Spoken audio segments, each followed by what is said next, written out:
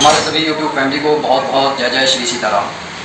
देखिए, वीडियो बहुत छोटी सी होने वाली है, लेकिन अगर आप इसे शुरू से आगे तक देखेंगे तो बहुत अच्छी जानकारी आपको मिलेगी।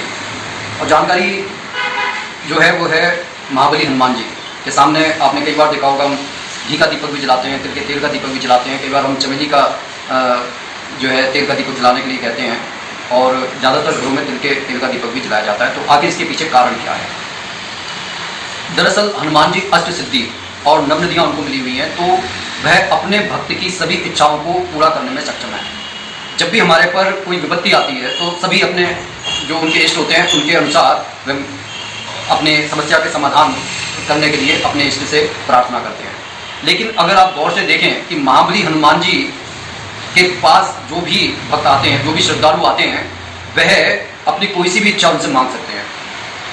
तो अगर आप सिर्फ महाबली हनुमान जी का धन्यवाद करना चाहते हैं अपने अच्छी और खुशहाल ज़िंदगी के लिए, आप ये मानते हैं कि जो आप ज़िंदगी जी रहे हैं, जो खुशहाल ज़िंदगी आप जी रहे हैं, आप किसी समस्याओं को फेस नहीं कर रहे हैं, और आपको ऐसा लगता है कि कुछ भी मांगने की ज़रूरत नहीं है, कि भगवान जो है बिना मांगे ही आपकी झोली भर रहे हैं, उस समय आपको शुद्ध देसी घी का दीपक महाबली हनुमान जी के सामने प्रज्वलित करना चाहिए, और कम से कम एक हनुमान चालीसा का पाठ अवश्य पढ़ें। हालांकि सभी श्रद्धालु जनों को 11 हनुमान चालीसा का पाठ प्रभु श्री राम का संपुट लगाकर प्रतिदिन करना चाहिए। इससे किसी भी तरह की नकारात्मक ऊर्जा आपको छू नहीं सकती, क्योंकि हनुमान चालीसा का एक एक शब्द जो गोस्वामी तुलसीदास जी ने रचा है, उसके एक एक शब्द में इतनी ऊर्जा है कि वह हमारे इस शरीर के चारों ओर एक ऐसा सुरक्षा कवच बना देता है कि जहां पर वो व्यक्ति रहता है तो उसके कई 100 मीटर के दायरे में भी सुरक्षा कवच अपना काम करता रहता है।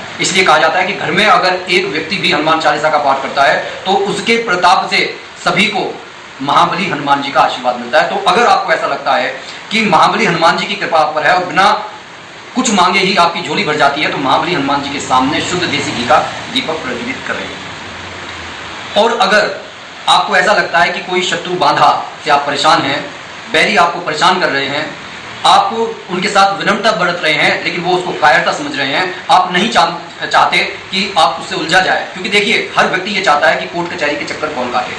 हर किसी की यही तमन्ना रहती है कि भैया जो काम आराम से निपट जाए वो बढ़िया है। तो कोशिश कीजिए कि महाबली हनुमान जी के सामने बैठकर प्रार्थना कीजिए। और सरसों के तेल का दीपक, अगर ऐसे में आपके पास में तांबे का दीपक है तो बहुत ही बढ़िया है।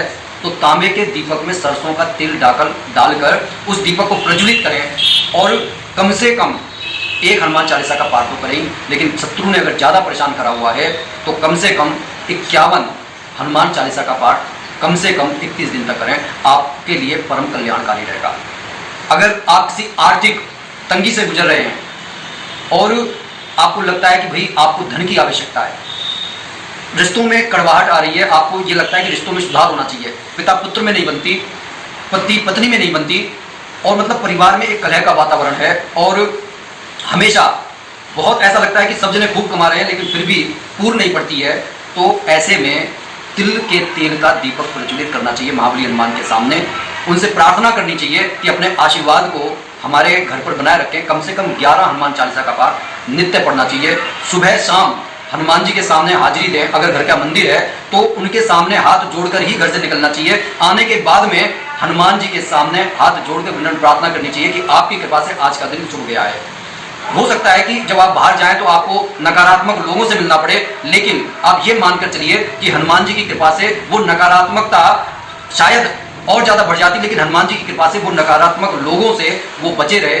तो जो भी कुछ हो रहा है आप ये मानकर चलिए कि इससे और बुरा हो सकता था, लेकिन हनुमान जी की कृपा से अच्छा हो रहा है। धीरे धीरे आप देखेंगे कि जैसा वातावरण, अच्छा वातावरण आप चाहते थे, उस तरीके का वातावरण आपके घर परिवार में बनने लगेगा। क्योंकि हनुमान चालीसा पढ़ने से धीरे धीरे हमारे अंदर की नकारात्मक ऊर्जा खत्म होती है। जो दिमाग के अंदर गंदे और दूषित विचारों का अंधकार फैला होता है वो हटता है। एक तरीके का आलोक, कभी आप जब ध्यान में बैठेंगे तो आपको अंदर ही एक प्रकाश उज्जवल होता हुआ दिखाई देगा। आपका जो अंधकार रूपी जो दृश्य है एकदम से आप देखेंगे कि वह आलोकमय हो गया है। और हो सकता है कि ईश्वर की कृपा रहे तो वहां पर आपको एक ज्योति प्रज्वलित होती रहे, और अगर और भी कृपा रही तो हो सकता है कि साक्षात महाबली हनुमान जी के दर्शन हो जाएं।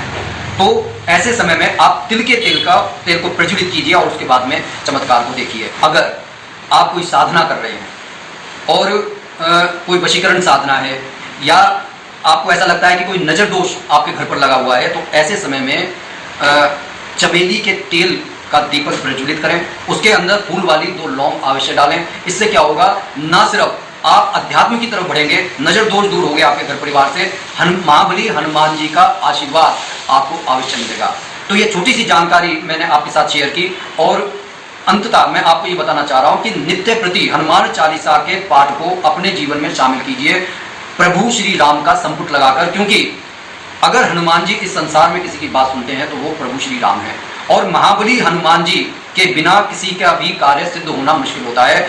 और जिस घर में हनुमान चालीसा का नित्य पाठ होता है, चाहे एक ही पाठ क्यों ना होता हो, वह परिवार नजर दोष से बचा रहता है, भूत प्रेत की बाधाओं से बचा रहता है, आर्थिक तंगी से बचा रहता है। उस घर के बच्चे विद्वान होते हैं, उस घर में स्वमेव चेहरे पर आकर्षण आने लगता है, चेहरे और भावों में पराक्रम के गुण आने लगते हैं।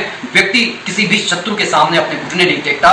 कहने का यह अर्थ है कि महाबली हनुमान जी के सामने अगर आपने अपना माथा झुका दिया है तो वह संसार में किसी के सामने आपका माथा झुकने नहीं देंगे। बोलिए जय जय श्री सीताराम।